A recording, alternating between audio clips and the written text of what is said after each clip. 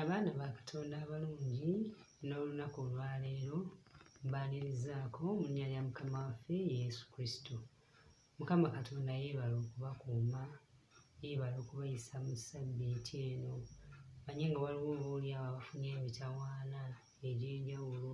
Tusaba ekisa kya Katonda okubagumya era okubabeera, okuyita mu mbeera ey'okunyigirizibwa. Katusabe ate nga tugenda okuyingira mu byokuyiga byaffe ku lunaku luno olw'omukaaga day 6 nga tugenda mu maaso n'okusabira abaana baffe okumala ennaku 31. Katusabe. Taata omulungi, erinnya lyo ekkulu lyebazibwe era liweebwe ekitiibwa. Tukwebaza kubanga otuwadde obulamu, ate mu ngeri enjawulo ne tukwebaza kubanga era okkiriza tujje twogere naawe, ate Mukama naawe oyogere gye tuli. Tusaba nno otuluŋŋamye okuyita mu kigambo kyo owa Yesu Kristo Mukama waffe. Amiina. Olunaku olwajjo ku day 5 nawo wabaddewo ekyokuyiga kye twayize ku kwesigama ku Mukama Katonda. Olwaleero day 6 twagala okulaba ng'ate tusaba Katonda atuyambe tuyigirize abaana baffe okwagala ekigambo kye. Lwaki oboolyawo twalibadde tusaba nti abaana baffe mu mulembe guno nga bwe guli bayiga okwagala ekigambo kya Katonda.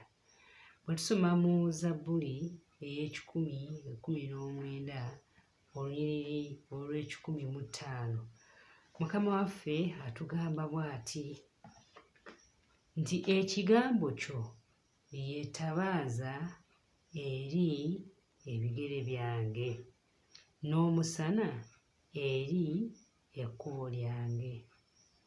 Ekigambo kyo yeettabaaza eri ebigere byange n'omusana eri ekkubo lyange. Ffenna twali tutambuddeko era ffenna twali tubaddeko mu mbeera ey'ekitangaala n'ekisikiza. Ndowooza nga buli muntu yenna yandyagadde okubeera awali ekitangaala, kubanga ekitangaala kiraga obukuumi. Bw'obeera mu kitangaala tosobya, bw'obeera mu kitangaala weetangira eri obubi, so ng'ate oba ng'otambulira mu kizikiza osobola okwekoona n'ogwa, osobola okulinnya ku biwuka eby'obusagwa. Abatemu bayinza okwekwekerera ne bakutemula. Bintu bingi nnyo ebibi ebisobola okukutuukako ng'oli mu nzikiza. Naye Zabbuli etugambye nti ekigambo kya Katonda yeettabaaza eri ebigere byange. Abazadde nga tulera abaana baffe, essaala yaffe etalina kutuva ku mumwa ti Mukama Katonda, abaana bange nga batambula mu lugendo luno olw'ensi, leka ekigambo kyo kibeere ettabaaza ebamulisiza wa gye batambula. Lwaki ekigambo kya Katonda? Ebyo tujja kubikakasa oba tugenda kufuna ensonga lwaki ddala omuzadde yandibadde afuba nnyo okuyigiriza omwana we okutwala ekigambo kya Katonda nga kya nsonga nnyo era nga kikulu eri obulamu bwe. Bwe tusoma mu kitabo mu bbaluwa ya bbaluwa ya Pawulo eri Timoseewo ey'okubiri essuula 3 okuva ku lunyiriri lwa 14, waliwo ebigambo ebikulu ennyo bye nalabye nga kya nsonga tubyefumiitirizeeko mu kyokuyiga kino era kambisome. Ebbaluwa ya Pawulo eri Timoseewo ey'okubiri essuula 3 ennyiriri nga tutandikira ku lw'e14, agamba ati, naye ggwe beeranga mu ebyo bye wayiga n'okutegeerera ddala ng'omanyi abakuyigiriza bwe bali, era ng'okuva mu buto wamanyanga ebyawandiikibwa ebitukuvu ebiyinza okukugeziwaza okuyingira mu kulokoka olw'okukkiriza okuli mu Kristo Yesu. Kaakati mu lunyiriri olw'e16 wano we tugenda okunywereza ddala amakulu g'ebyawandiikibwa ge galuwa.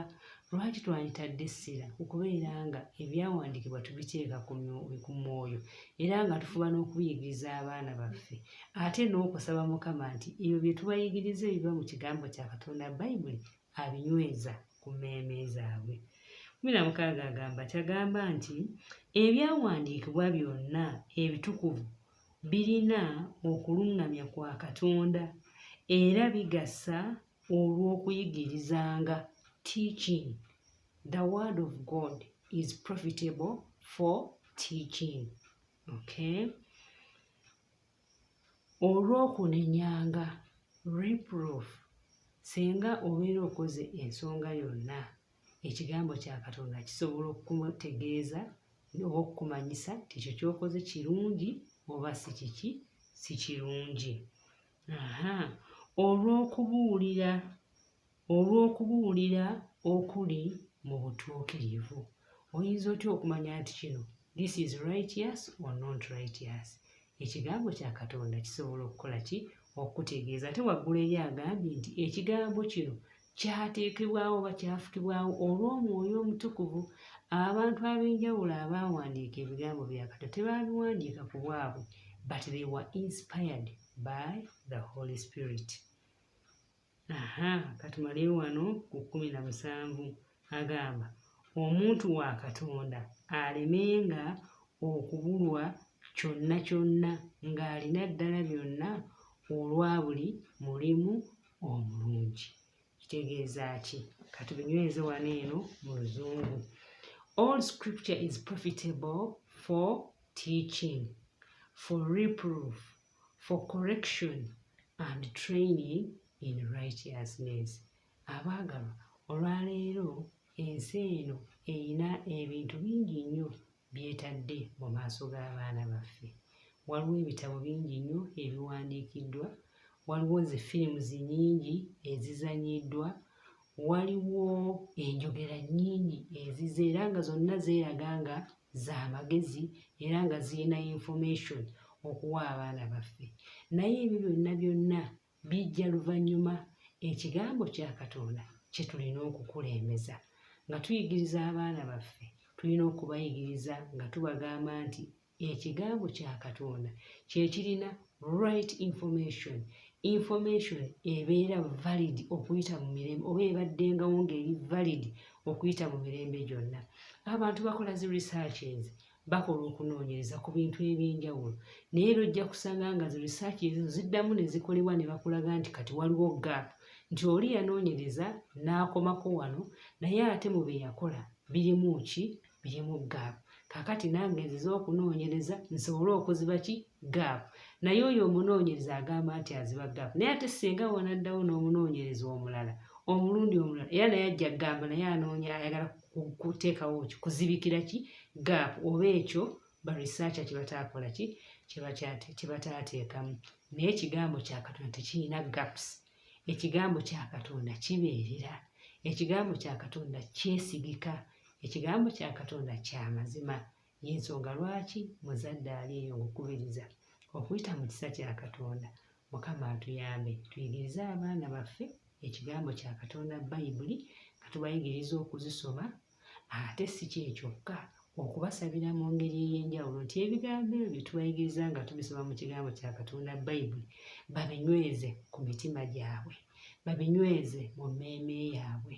Mukama Katonda waffe bw'ali omwesigwa mu kiseera ekituufu, abaana bano nga bali bokka, Katonda agenda kubajjukiza ebigambo bino, agenda kubireeta mu bulamu bwabwe nga babirabirako ddala nga basobola okukola okusalawo ku buli mbeera yonna ebeebajjidde mu bulamu. Saba Mukama Katonda atuyambe nga tulafuubana okuyigiriza abaana baffe ekigambo kya Katonda bategeere ku Mukama nga bayita mu kigambo kya Katonda. Mukama nsaba atuwa ekisa, nsaba atuwa amagezi, nsaba atuwa okunyiikira. Si byangu, obudde tebulabika, n'ensaba Mukama Katonda atuwa ekisa era atuyambe tufeeyo nnyo, tufube ye bw'ali omwesigwa omulimu gwaffe ogw'okulera abaana baffe okuyita mu kigambo kye, ate nga tubasabira tegugenda kugwa butaka ne wabula gugenda kudda n'ebibala. Mukama atuwa omukisa. Katonda waffe omulungi tukwebaza kubanga oyogedde gye tuli okuyita mu kigambo kyo. Otulaze nti ekigambo kyo ttabaaza eri ebigere byaffe. Mukama, abaana baffe nga bakula nga batambulira mu nsi eno, tusaba obaakize omusana gw'ekigambo kyo. Mukama, nga tubayigiriza ffe tulina we tukoma, naye Katonda waffe gw'osukkawo nnyo. Katonda waffe tusaba onnyigize ng'ekigambo kyo mu bulamu bw'abaana baffe, baleme okubula naye wabula balokolebwe, basobole okuluŋŋamizibwa mu ntambula zaabwe zonna, mu kusalawo kwonna kwe bakola Mukama, nga balina amagezi n'okuluŋŋamizibwa okw'ekigambo kyo. Tusaasire olusonyiwe Mukama okwonoona kwaffe, neeyongera okulongoosa amakubo gaffe, otuteeketeeke olw'obwakabaka obugenda okujja awamu n'abaana baffe, ku bwa Yesu Kristo Mukama waffe. Amiina.